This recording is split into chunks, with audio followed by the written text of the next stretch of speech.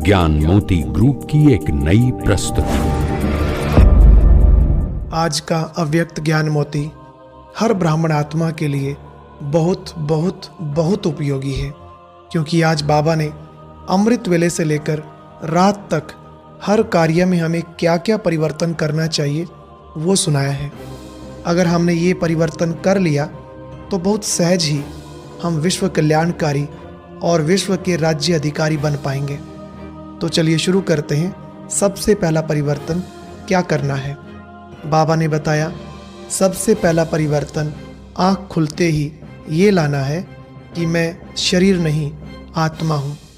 सुबह का ये आदि संकल्प हमारी पूरी दिनचर्या का आधार है। बाबा ने कहा, अगर इस आदि संकल्प में ये परिवर्तन नहीं किया तो सारे दिन स्वराज्य या विश्व कल्याण के कार्य में सफल नहीं हो सकेंगे। दूसरा परिवर्तन ये होना चाहिए कि मैं किसका हूँ। मुझ आत्मा के सर्व संबंध किससे हैं और सर्व प्राप्तियां भी किससे होने वाली हैं। इस तरह हद से अपनी बुद्धि को निकाल बेहद में रखेंगे तो इस परिवर्तन से सहज ही हम याद में टिक सकेंगे। और फिर तीसरा परिवर्तन, अमृत वेले के बाद दैहिक कार्य जैसे स्नान आदि करते समय हमें कौन सा परिवर्तन करना चाहिए। बाबा ने बताया, उस समय सदा यही संकल्प रखो कि मैं चैतन्य सर्वश्रेष्ठ मूर्ति हूँ और यह शरीर मेरा मंदिर है। मैं आत्मा मंदिर को सजा रही हूँ। इस देह रूपी मंदिर के अंदर स्वयं बाप दादा की प्रिय मूर्ति विराजमान है। स्वयं को ये पक्का करा दो कि यह मेरा शरीर नहीं है, लेकिन बाप दादा की वैल्यूएबल मूर्ति का मंदिर है। इस तरह स्वयं ही मूर्ति और स्वयं ही ट्रस्टी बन शरीर रूपी मंदिर को सजाते रहो। और फिर उसके बाद अपना गॉडली स्टूडेंट रूप स्मृति में लाओ। इसमें भी विशेष ये परिवर्तन लाओ कि मैं साधारण स्टूडेंट नहीं हूँ और ना ही मेरी पढ़ाई कोई साधारण है। डायरेक्ट भगवान रोज दूर देश से मुझे पढ़ाने आते हैं। उस श्री श्री की श्रीमत ही मेरी पढ़ाई है, जिस पढ़ाई का हर बोल पद्मों की कमाई जमा कराने वाला है। मेरे लिए बाप खुद टीचर बनकर आए हैं। मैं उनका स्पेशल लाडला स्टूडेंट हूँ। और कभी भी मुरली सुनाने वाले व्यक्ति को नहीं देखना, बल्कि बोलने वाले बोल किसके हैं उसको सामने देखना।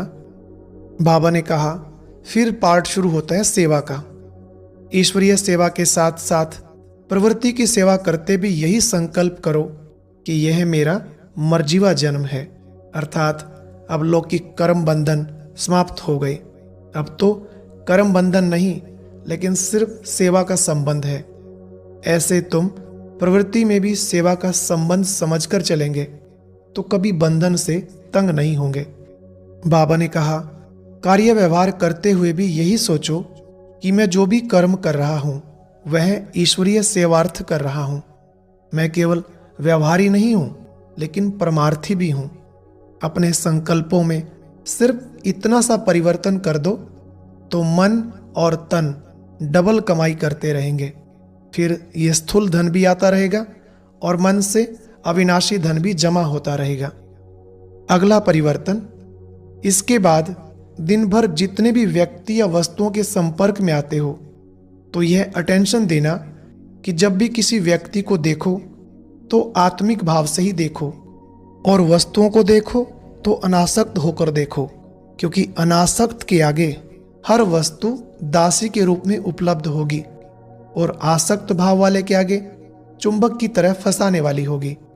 अब अगला परिवर्तन, इस पुरानी दुनिया के जो भी सुख के साधन हैं उन्हें यूज करते हुए या देखते हुए उन साधनों के वशीभूत नहीं होना, अर्थात उन्हें अपना आधार नहीं बनाना। अगर तुम्हारी साधना इन हद के साधनों के आधार पर होगी तो ऐसा समझना जैसे रेत के फाउंडेशन के ऊपर कोई बिल्डिंग खड़ी कर रहे हो। और लास्ट परिवर्तन है, रात को सोना कैसे चाहिए।